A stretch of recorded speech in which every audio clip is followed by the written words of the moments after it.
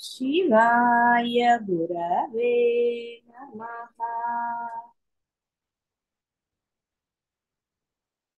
शिवाय गुरवे नमः। शिवाय गुरवे नमः।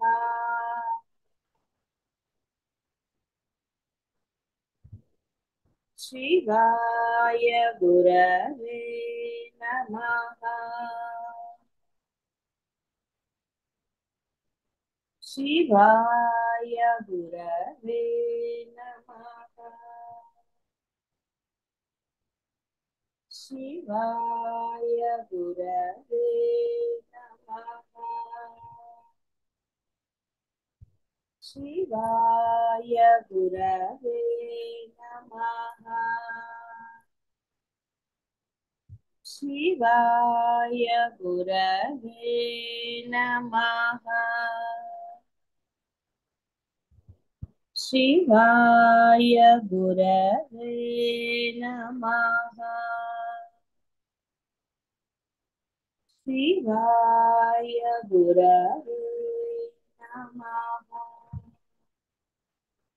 शिवाय गुरवे नमः। జ్ఞాని లక్షణాలు మరలా సరే ఎన్ని తెలుసుకున్నా జ్ఞాని లక్షణాలు జ్ఞాని గురించి తెలుసుకోవటం ఎంత ముఖ్యమో ఆచరణ కూడా అంత ముఖ్యం. తాను జ్ఞాని అవ్వాలి. జ్ఞాని లక్షణాలు తెలుసుకోవటం ఎందుకు?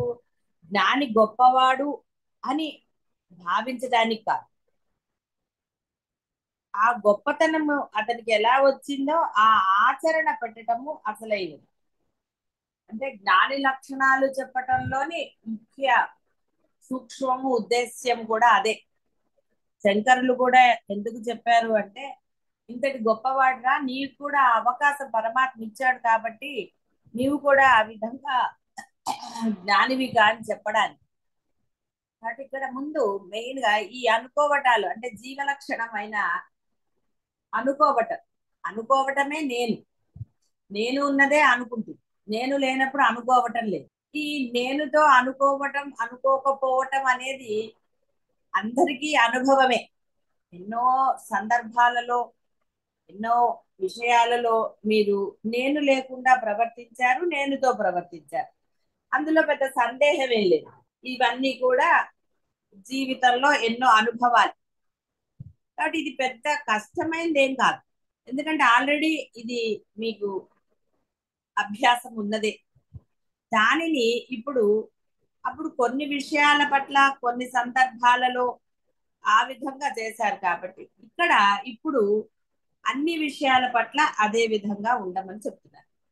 అంతకన్నా వేరే ఏం చెప్పలేక కేవలం అది మాత్రమే చెప్పారు. అన్ని విషయాల పట్ల అన్నిటి పట్ల అదే భావన, ఆ విధంగా నడుచుకోమని. అది ఉంటే సరిపోదు. అది పెద్ద కష్టమైంది కూడా కాదు. ఇష్టమైనవి ఏవి కష్టం కాదన్న సంగతి కూడా అందరికీ తెలిసిందే. అది అనుభవమే.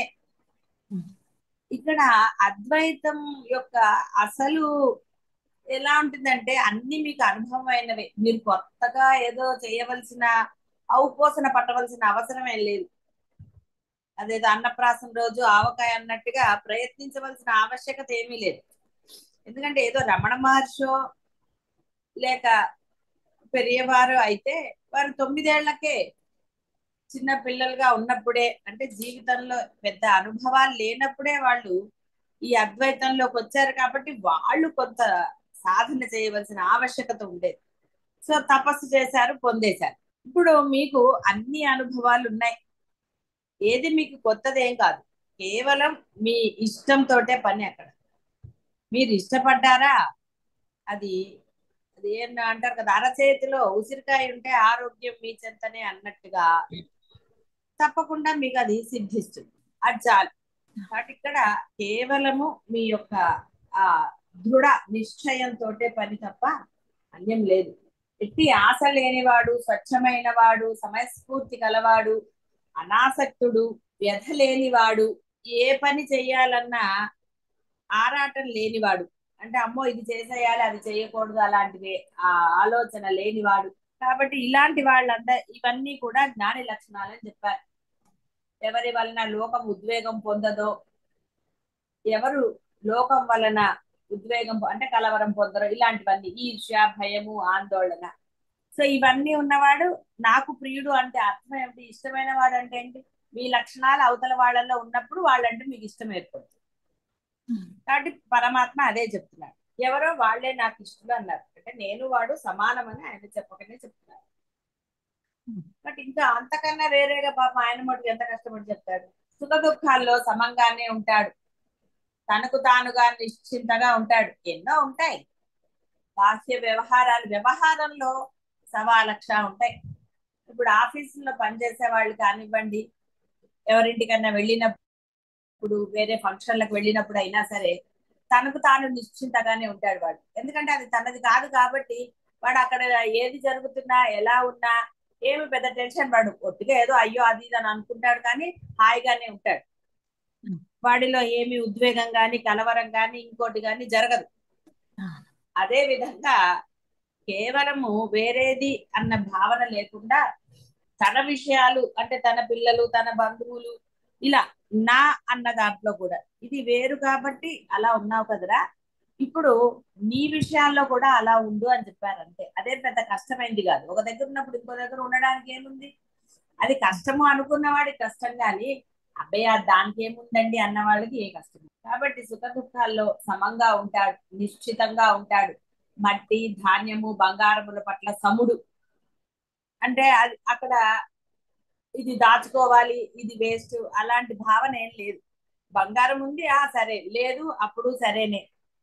అంతే తప్ప ఒక విషయాల పట్ల ఇందాక చెప్పినట్టుగా ఒక కలవరం కానీ ఆ యొక్క ఆందోళన కానీ అతనికి లేదు.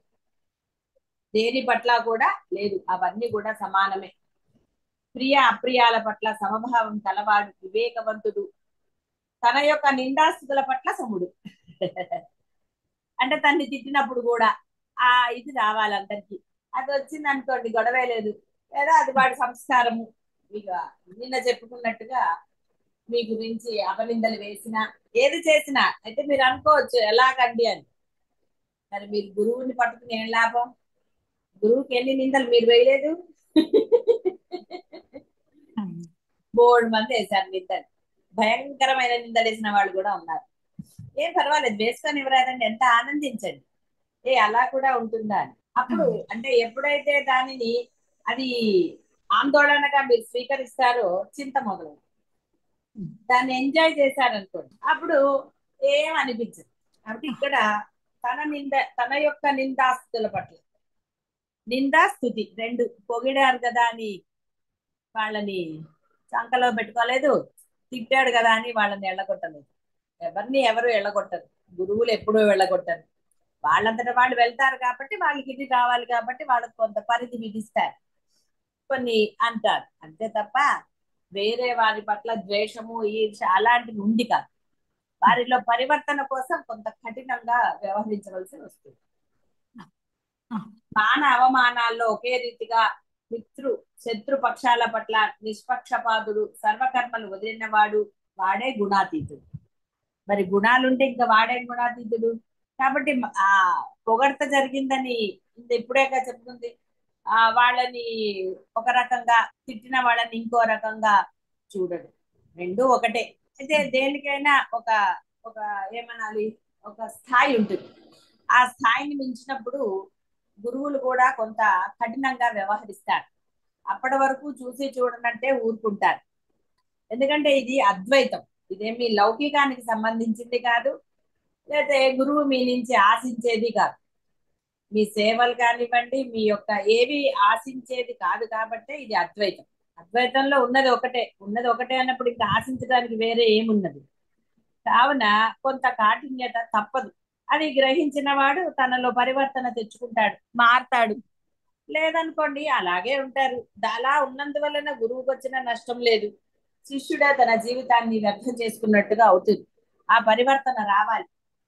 పరివర్తన వచ్చినప్పుడు వారిలో ఆ బ్రహ్మానందము వ్యక్తమవుతుంది.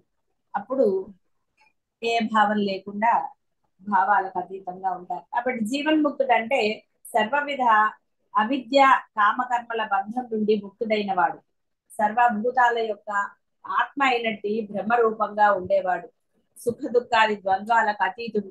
దీనిని వేదాంతంలో హృదయ గ్రంథి భేదము, అవిద్య గ్రంథి భేదం అని చెప్తూ ఉంటారు. హృదయపు గ్రంథులన్నీ ఎప్పుడు ఇక్కడే విడిపోతాయో అప్పుడు ఈ యొక్క జీవుడు అమరుడవుతాడు. ఉపదేశం ఇంతే. ఈ విశ్వము, కర్మ, తపస్సు, బ్రహ్మదేవుడు, మోక్షము అంతా పురుషుడే. పురుషుడే అంటే జీవుడు అని అర్థం. ఇతడు హృదయ గుహలో ఉన్నాడని చెప్తారు.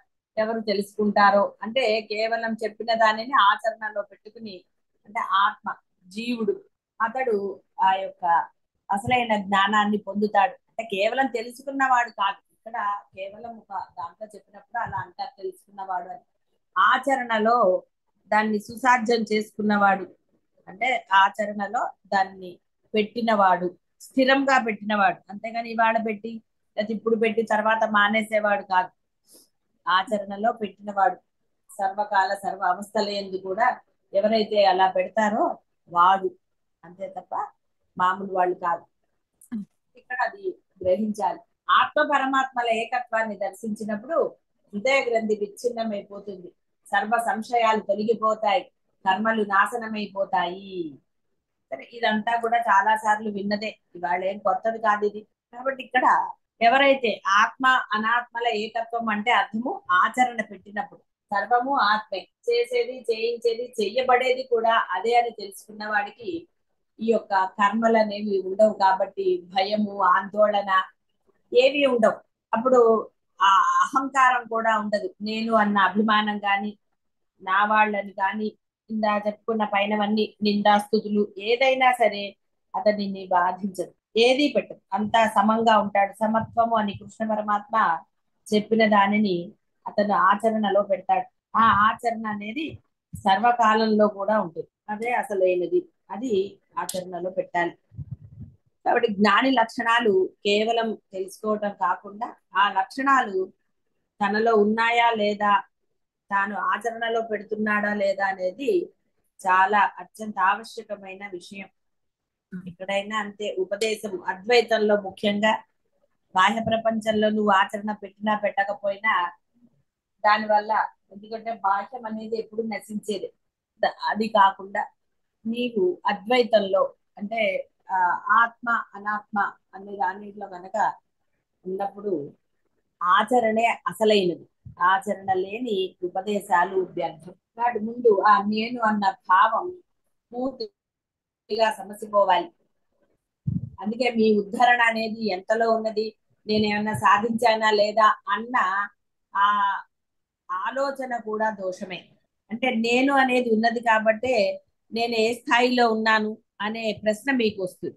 లేదా నేను సాధించాను అని, బాహ్య ప్రపంచంలో సాధించాను అన్నదానికి ఒక నిదర్శనం కనపడుతుంది. అద్వైతంలో నిదర్శనం నీ ఆచరణ. నీవు ఆచరణ పెట్టినప్పుడు ఇంకా అసలు నువ్వు చూసుకోక్కర్లా, నేను బ్రహ్మనయ్యాను అని నువ్వు అనక్కర్లా. అన్నావు అంటేనే అర్థం అక్కడ నువ్వు అవలేదు అని. కాబట్టి ఇది చాలా మనము జాగరూకతతో వహించాలి మీరందరూ కూడా. నిజంగా దేహ ఇంద్రియాలు ఎవరికీ లేవు. శరీరాలలో అశరీరుడిని, అస్థిరాలలో స్థిరుడిని, విశాలము సర్వవ్యాపకమైన ఆత్మను తెలుసుకుని జ్ఞాని శోకించడు. జ్ఞాని ప్రాణరహితుడు, మనోరహితుడు, శుద్ధుడు. జ్ఞాని అసంగుడు.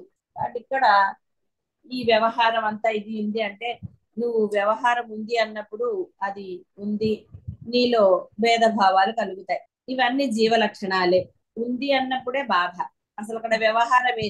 అందుకని ఇందాక చెప్పినట్టుగా అన్ని రకాల అనుభవాలు ఉన్నాయి మీకు.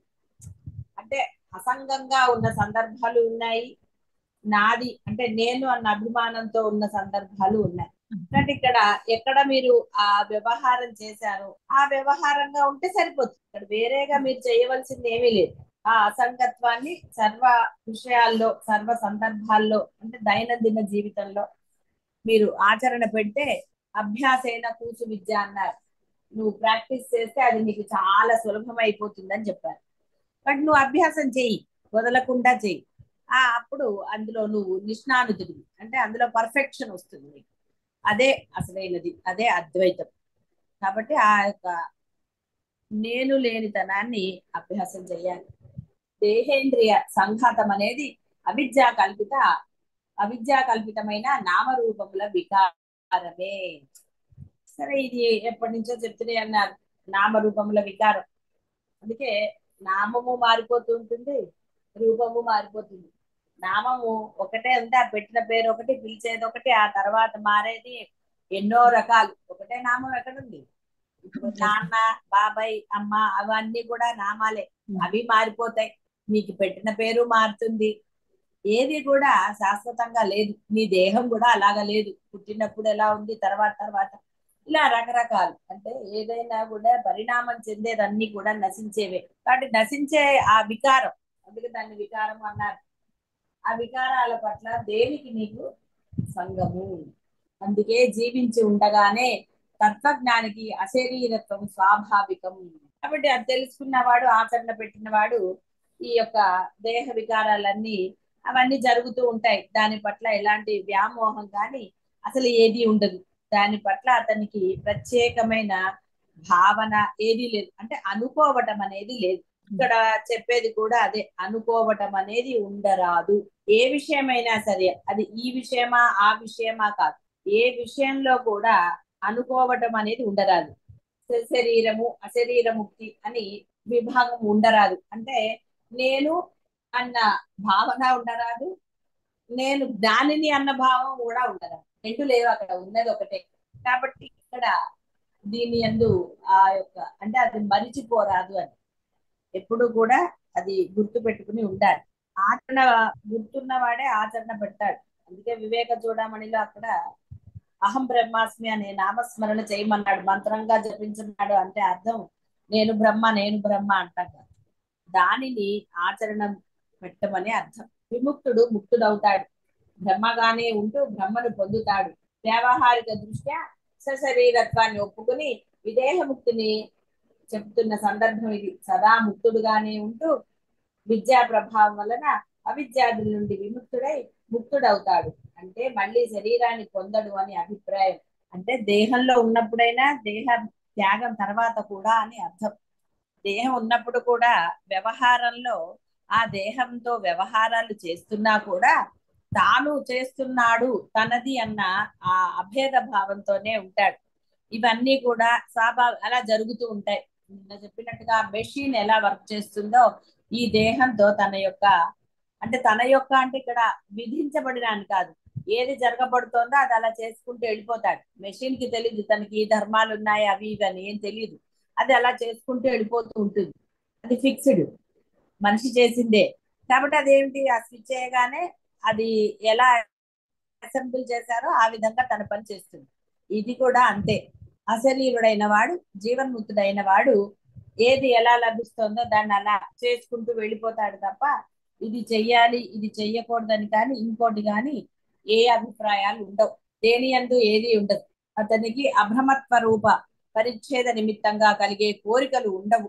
అంటే శరీరానికి ఉండే కోరికలు, ఇక్కడ కోరికలు అనే దాన్ని కూడా బాగా సూక్ష్మంగానే తెలుసుకోండి. ఎందుకంటే మీకు అందరికీ భయం, కోరికలు అనగానే అయ్యి బాబాయ్ ఏమి తినకూడదా, ఏమి వేసుకోకూడదా, ఇలా రకరకాలైన అన్ని కూడా మీ సమర్థింపుల వల్ల వచ్చినవే. ఎన్నోసార్లు చెప్పడం జరిగింది.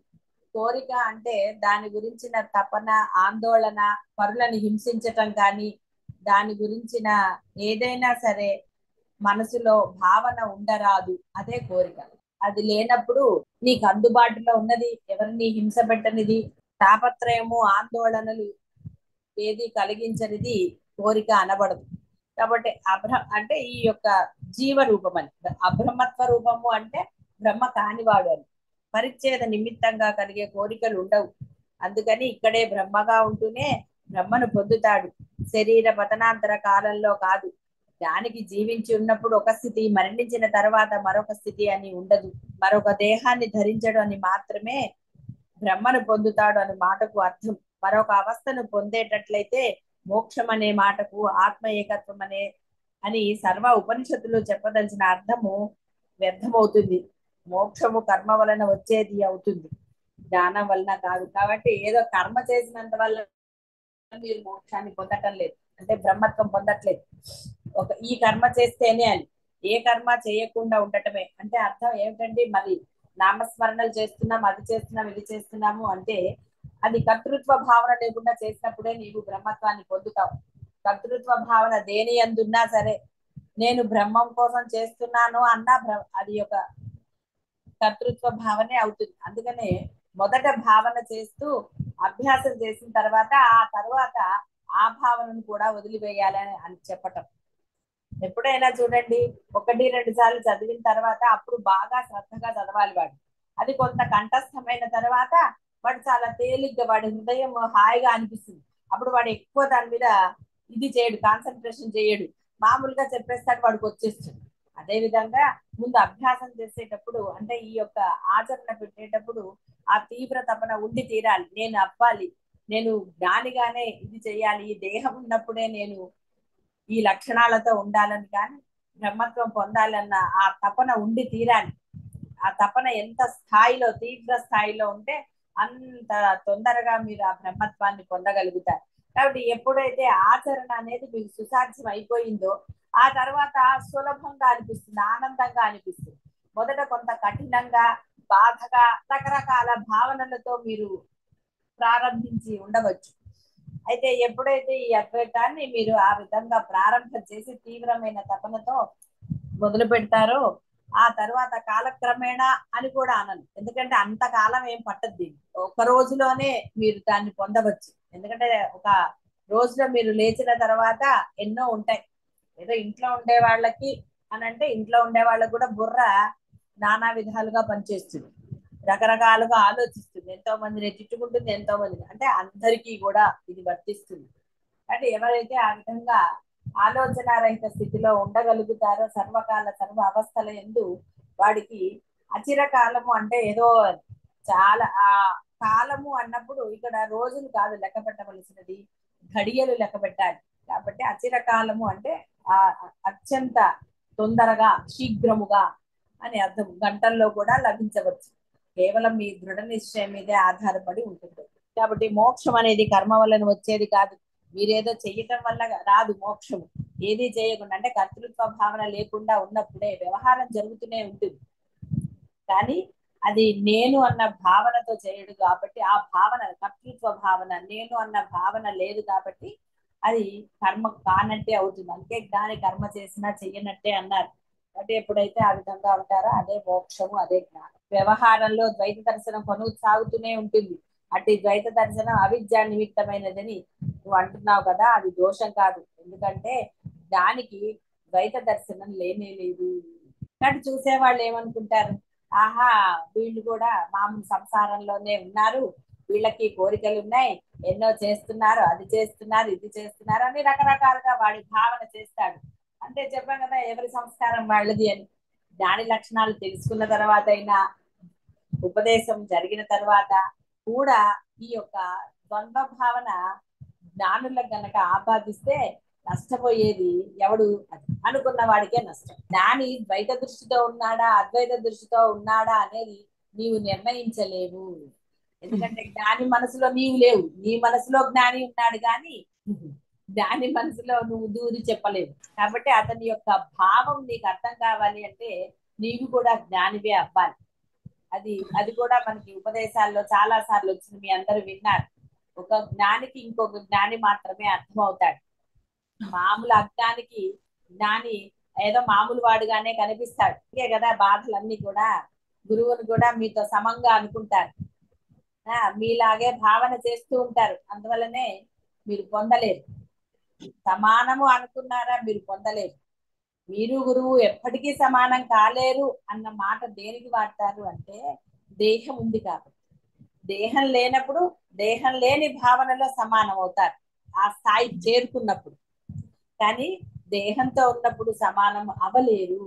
ఆచరణ మాత్రమే అలా ఉంటుంది. అందుకని ఆచరణే ముఖ్యం శిష్యుడికి.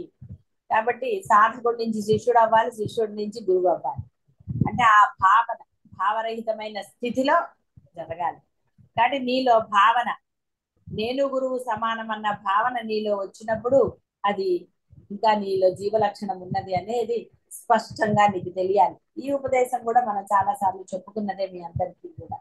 కాబట్టి నీలో ఏ మాత్రం కూడా అహంకార భావన వస్తే నేను బ్రహ్మనైపోయాను, నాలో ఆ లక్షణాలు ఉన్నాయి, నేను వ్యవహరిస్తున్నాను అంటే ఏ మొక్క లేని చోట ఆముదం మొక్క చాలా గొప్పది. అది చాలా ఇది అనుకుంటుంది. కాబట్టి ఇక్కడ ఎవరు లేనప్పుడు, ఎటువంటివి ఏది ఎదురు కానప్పుడు, అంతా సవ్యంగానే మనకి నచ్చినట్టుగా ఉన్నప్పుడు అందరూ బ్రహ్మంగానే ఉంటారు.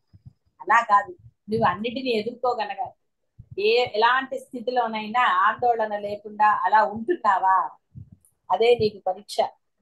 కాబట్టి అప్పటికైనా బుద్ధి వస్తే మనసు నిశ్చలం అవుతుంది. అప్పటికి బుద్ధి రాకుండా ఏ పర్వాలేదు నేను బ్రహ్మనే అన్నారు అనుకోండి, చేసేదేమీ లేదు. అలా అనుకుంటూ ఉంటాడు, నష్టం ఏమిటి, పర్వాలేదు. ఆచరణ లేని అనుకోవటం వల్ల వ్యధే కదా మీకు మిగులుతోంది. బాహ్య వ్యవహారాల్లో కూడా అనుకోవటం వల్ల ఎవరెస్ట్ శిఖరం ఎక్కాలి ఎక్కాలి అని చెప్పి ఇంట్లోనే కూర్చుంటే ఏమవుతుంది?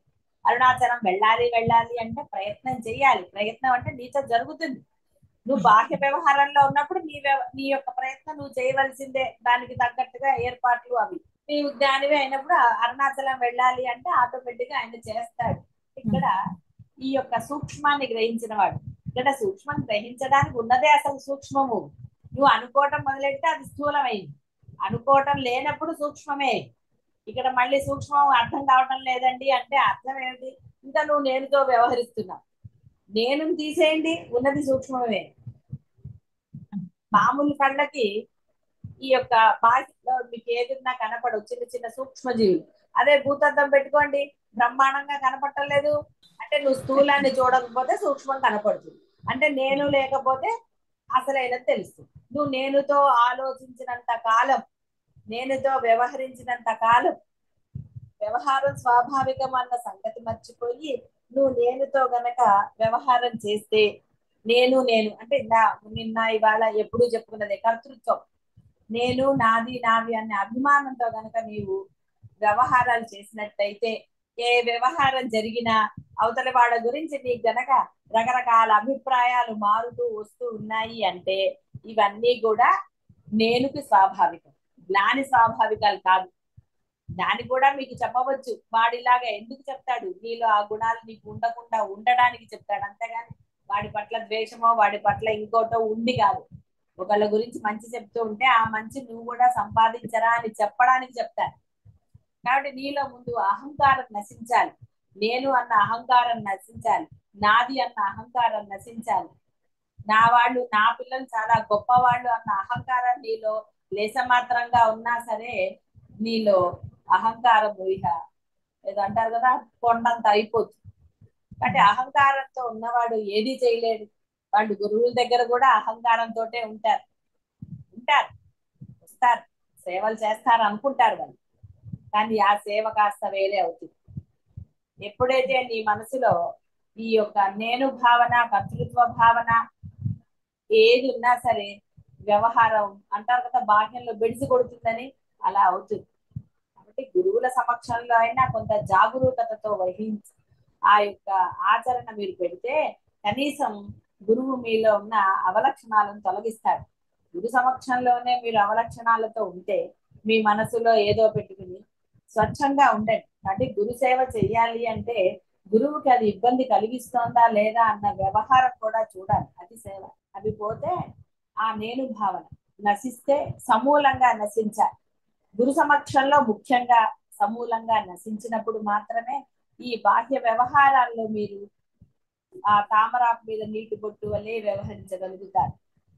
ఏ గురువుల వద్ద అంటే ఏ జ్ఞాని వద్ద మీరు ఈ యొక్క ఆత్మ అనాత్మ వివేకం తెలుసుకున్నారు, ఆచరణ ముఖ్యమని తెలుసుకున్నారు, అక్కడ మరి మీరు అదే ఆచరణ పెడితే ఏ విధంగా తరిస్తారు. మీరు ఎంత సాధన చేసినా తరించరు. ఎందువల్ల అంటే దోషం ఎక్కడ జరగకూడదో అక్కడ చేస్తున్నారు. అందుకనే శాస్త్రంలో కూడా చెప్పబడుతుంది, ఇంట్లో చేస్తే ఒక దోషానికి ఒక దానికి ఫలితం ఉంటుంది, అలాగే క్షేత్రంలో చేసినప్పుడు 1,000,000 రెట్లు అలా చెప్తారు.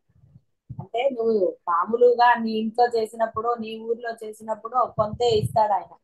అదే ఒక క్షేత్రానికి వెళ్ళి మరి గనక నువ్వు దోషాలు చేస్తే అది అఖండంగా ఉండదు. 1,00,000, 1,000 కోట్లు అలా ఏవో లెక్కలు ఉన్నాయి, అవి అవసరం లేదు. అందుకనే క్షేత్రాలకు వెళ్ళినప్పుడు క్షేత్రంలో ఎలా ఉండాలో తెలుసుకుని మరి వెళ్ళి క్షేత్ర దర్శనాలు అవన్నీ చేస్తే దాని యొక్క అఖండ ఫలితాన్ని పొందుతారు. లేదు ఇంట్లో ఉన్నట్టే క్షేత్రంలో కూడా ఉంటాను అంటే నువ్వు క్షేత్రానికి వెళ్ళక్కర్లేదని అర్థం. అంటే అనవసరంగా ఇక్కడ ఉంటే దోషం 1% వస్తుంది, అక్కడికి వెళ్తే 100% వస్తుంది. ఎందుకంటే తీరిగ్గా తెచ్చుకోవడం. అదే విధంగా నీవు ఎక్కడ ఎలా వ్యవహారం చేసినా గురువు సమక్షంలో నేనుతో వ్యవహారం చెయ్యరాదు అని చెప్పడం.